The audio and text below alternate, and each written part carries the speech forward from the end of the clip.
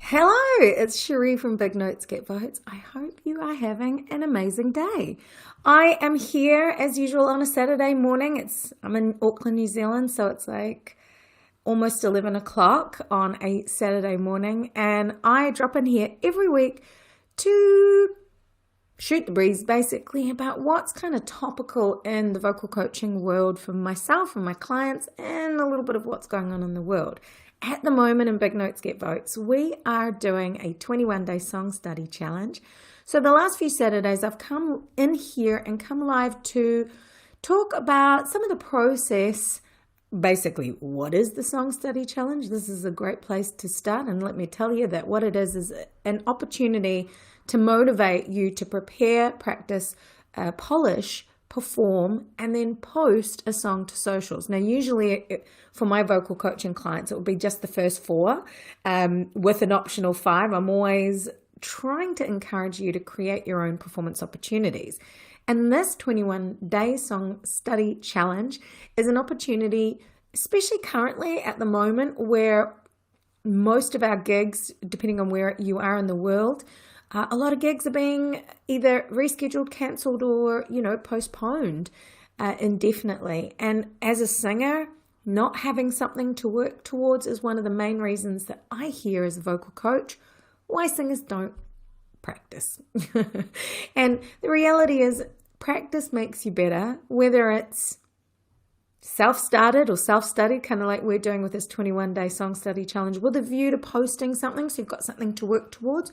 Or if you've got something to work towards, a performance or a gig, a live stream, a house concert, there are lots of ways that you can set it up for yourself. My favor's chucking it on YouTube, but it also depends on where you are in your kind of vocal development journey. You, as an artist, are you a new artist and you don't have any performance opportunities?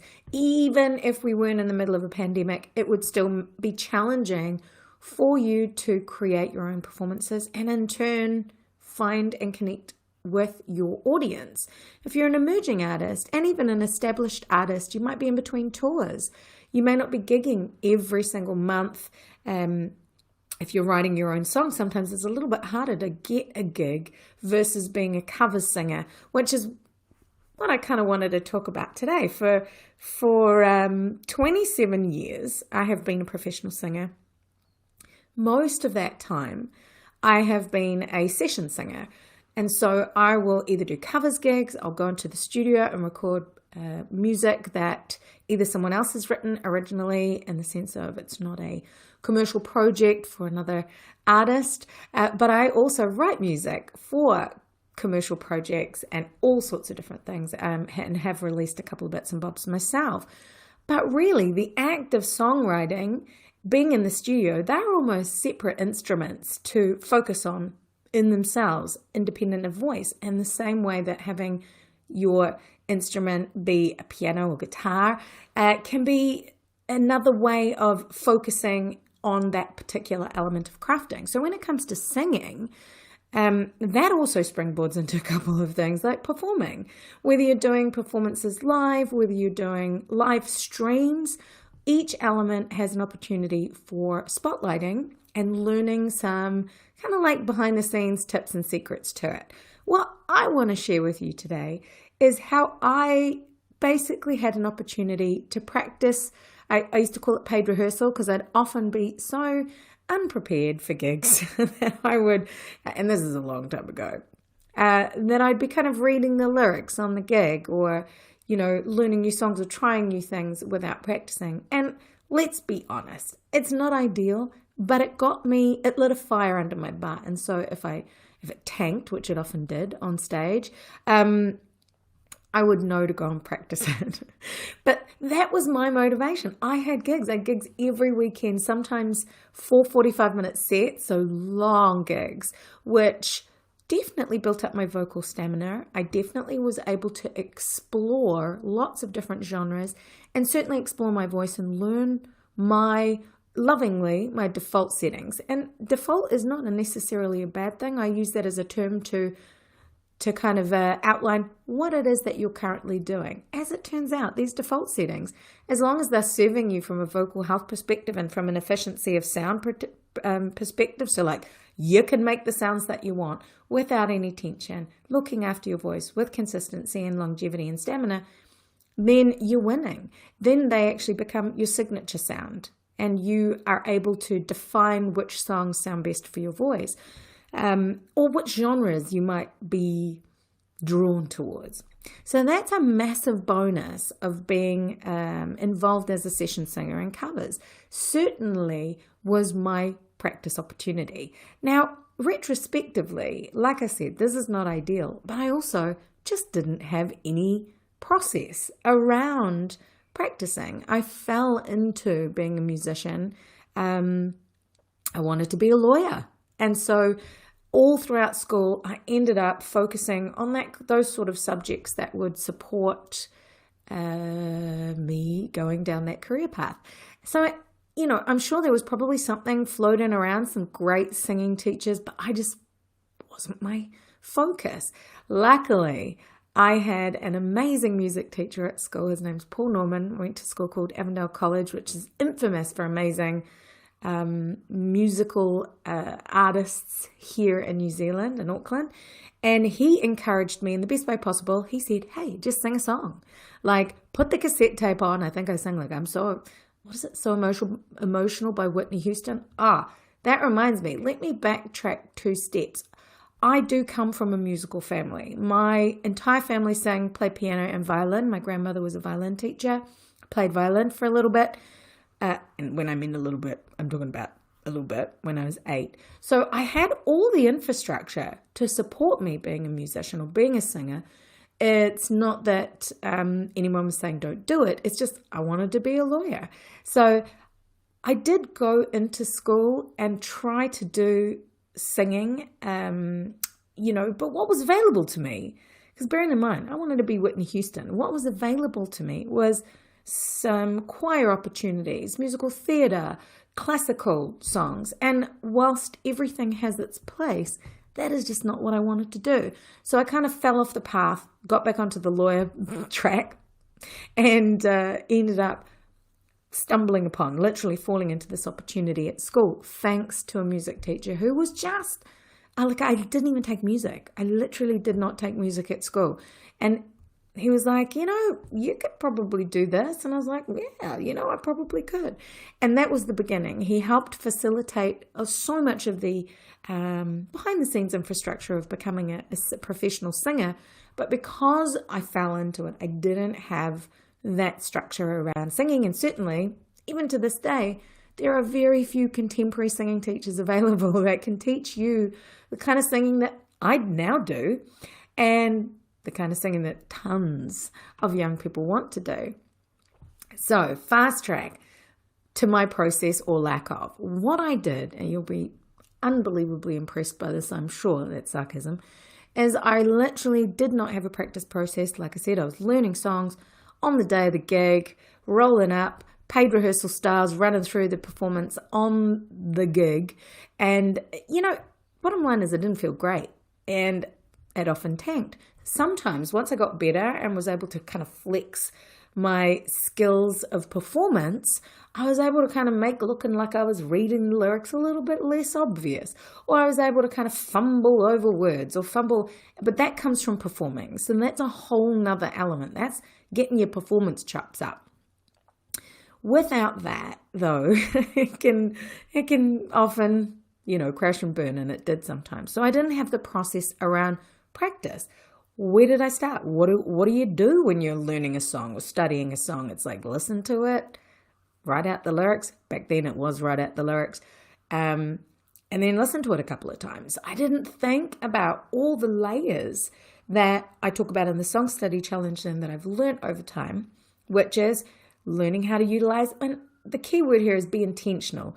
Being intentional with the storytelling. So if you look at the song like the script and you're the actor, you're going to interpret it. This is how I used to look at it, like a cover singer. You're going to interpret the song how you want. So you got a couple of tools in your singer's toolkit that you can utilize. Breath can be percussive. You can pause, you can phrase around breath as well as melodically phrasing and being intentional with the delivery, what voice qualities you use. How you speak is a good tool that informs you of what melody or voice qualities you might want to use. Like, for example, when I'm talking to you, it's very conversational. It's a speech quality, a chest voice. But then if I wanted to kind of low, I might go a little bit higher and change the pitch and change the tonality of my voice to kind of color the story slightly differently. It might be humor that I raise pitch with or lighten my tonality. Or the classic is when you're being told off, it's like, look, you really, really need to practice your singing. So you can springboard off the way that you speak and utilize that in your crafting or your song studying. But I didn't know that until recently. And so I was just kind of like not even connecting with the lyrics. I literally would just learn the song by rote, sing through it. And only years later did I go back to some of the songs that I'd sung and I'm like, that's what that's about? Oh, all right. Got it. So connecting with the lyrics, understanding the story, and then being intentional with the elements that you choose to deliver. I learned that later. I didn't know about that as a process. And so that's one of the things that I'm trying to delve into in the 21-day song study challenge. The other thing is just knowing what to practice, how to warm up your voice, how to look after your voice. My vocal warm-up used to be a cigarette. That is not even a joke. I smoked a pack a day for about 10 years, so many years, it was crazy, and got through, So one thing as a vocal coach, having not started off the ideal way that you could, I have absolutely no judgment about any element of lifestyle, because I think there's always a workaround. You got to do what makes you feel good and happy. But as a vocal coach, I will say fundamentally, vocal health is the most important. So smoking is not good for you. But sometimes if you are considering stopping smoking, you might need to have a gradual plan around it, both for you as a human, but also as how your voice might respond. One of my best friends, an amazing singer, Lisa Tomlins, I think she stopped smoking. I remember her saying, I know she stopped smoking, but I think I remember her saying that she really had a period of time after stopping smoking where her voice wasn't great. Her body needed that time to adjust. So you need a kind of a process around adjusting any element, but you don't know if you don't know. So fast track forward. The last thing I guess that I learned more in recent years when I decided to become a vocal coach was the technical elements of singing. So I do try to do as many singing courses as I can. Lots of little bits and pieces, ones that you would have heard like speech level singing. I've done, what is it called? I've done so many. I did the masterclass, Christina Aguilera. I've done, there's another one. It's called something, Singing Success, like so many. And then I ended up wanting to teach, getting a teaching opportunity, and I had to start from scratch. So I found the best contemporary, again, same thing, no contemporary courses. I found a contemporary course online through Berkeley Online, amazing. Will highly recommend any of those courses any day of the week. It's a 12-week course. And Berkeley is in Boston, and it's an amazing, prestigious music school. It's fantastic. My lecturers were Grammy nominated. I did 2 papers, 2 certificates. One was a vocal technique and musicianship, which did a little bit of ear training, a little bit of theory, a little bit of basic voice technique. And then I did a pop, rock, and vocal styles paper. And my singing teacher is Pink's keyboard player. So it was this access to like these awesome people, this community, great knowledge. Mike Posner was in my class the first year. It was just incredible. My theory classes, I had like Grammy-winning guitarists. it was incredible. So I learned a lot. Highly recommend that, by the way. And then I stumbled upon a methodology called the still voice technique. Oh my gosh, this was voice science and really in depth. It really brought together so much of what was missing. So that theory, that technical element, I'm still going through it. I have a vocal coach myself, Naomi Ayers. She's amazing. I try to do all of her courses. She's based in Melbourne, but I'm not qualified in that technique. But I utilize it in the sense of qualified to teach other people this strategy. But what I have done is I've taken the tools that I've learned over both the Berkeley and their Still courses, and I've assimilated them and actually utilized them in extending and developing my own speaking and singing voice.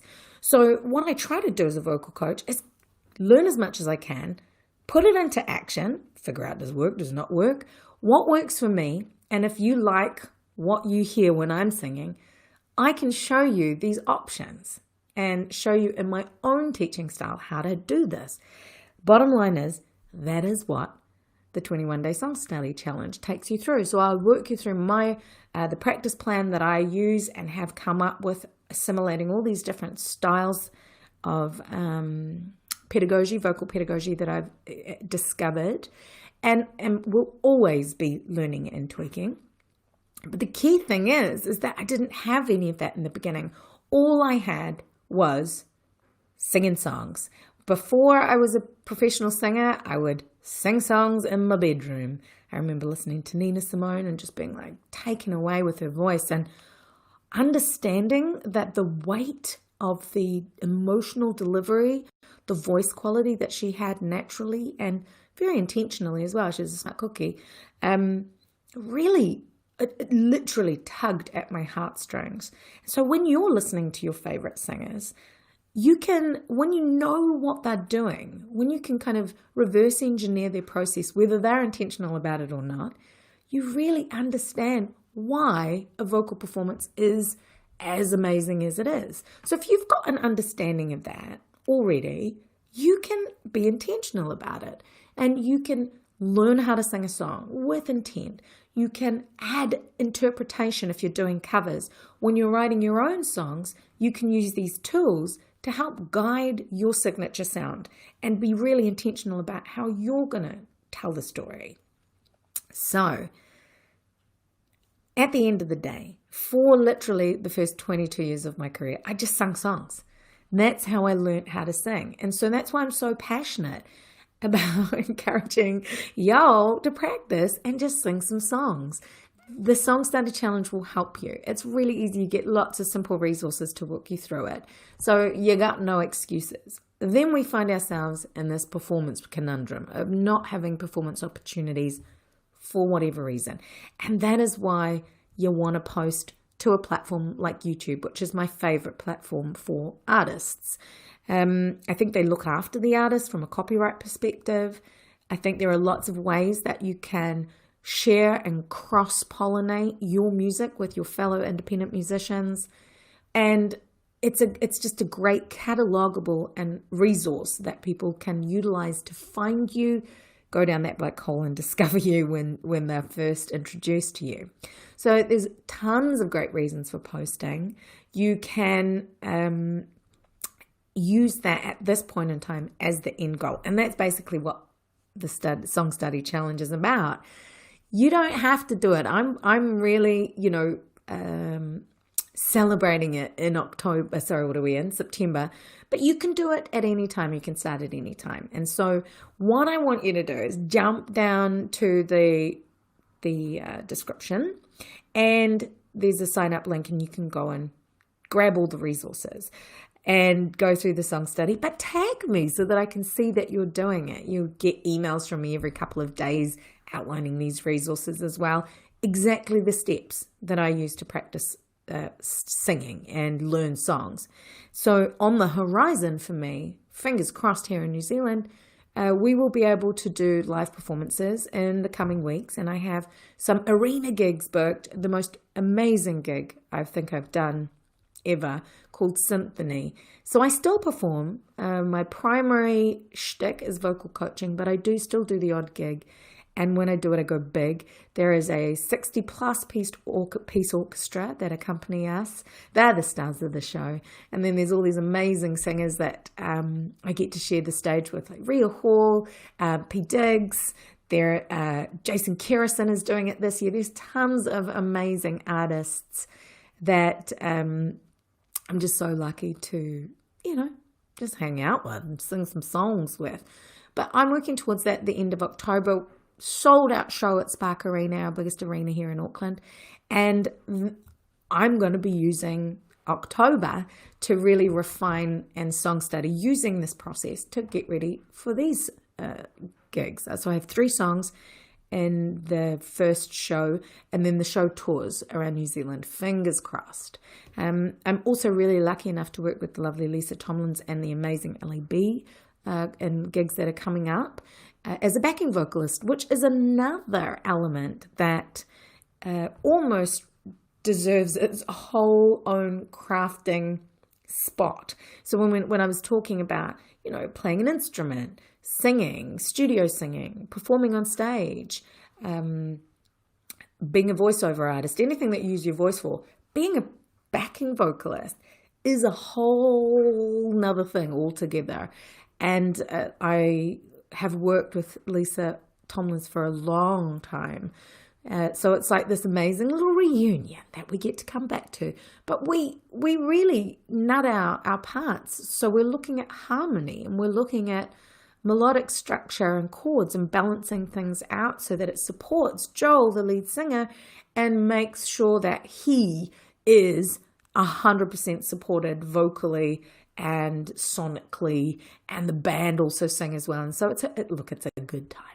So I have a lot to song study towards, but I'm also song studying just a side song that isn't work, which is the Never Enough by The Greatest Showman. So long story short, next Saturday, I am going to take you through a couple of things. I'm going to show you the process of song studying, or what I call a video performance review, and I'm going to review myself. I'm open to, if anybody wants to send me a video to do a live, and they're always positive and full of coaching, constructive critiques. If anybody wants me to do a review of you singing, send it to me, cherie@bignotesgetvotes.com, and I will do a review. I will send it to you first, do a review for you for free, send it to you, and then I will walk everyone through it next Saturday. If no one does that, I'm going to be walking you through a video performance review of my performance of this song, as well as sharing some of the technical elements or the logistical elements of posting songs live or going live. So I'll show you the tools that I use for my own live streams. I'll show you how I record a song study, and it's going to be a little bit more of a kind of an in-depth workshop. I'll share my screen and show you all sorts of bits and pieces. So it's wrapping up the song study month. It started at the beginning of September, and it's kind of going to be like a workshop here, 10:30 next Saturday. If you got any questions, please let me know in the comments below. If you're watching on YouTube, go ahead and subscribe. Have a look around and look at some of the other videos. And if you like what you see, hit the notifications bell, because I do a couple of posts a week, a couple of videos a week usually. And sometimes if I'm feeling, especially next month, if I'm feeling, I have so many ideas that they don't fit into a twice weekly videos, I'm going to be doing tons of extra bonus videos, taking you through next month's focus, which is a practice plan, interestingly enough, but going into the nitty-gritties of how to practice effectively, what you need to do step by step by step. Same with the 21-day song study challenge. If you can't wait until next month, just jump into that and you'll get all these resources rolled out over 21 days for you. I can't wait to see you next Saturday. I'm very excited. Yell out with them questions, and I'll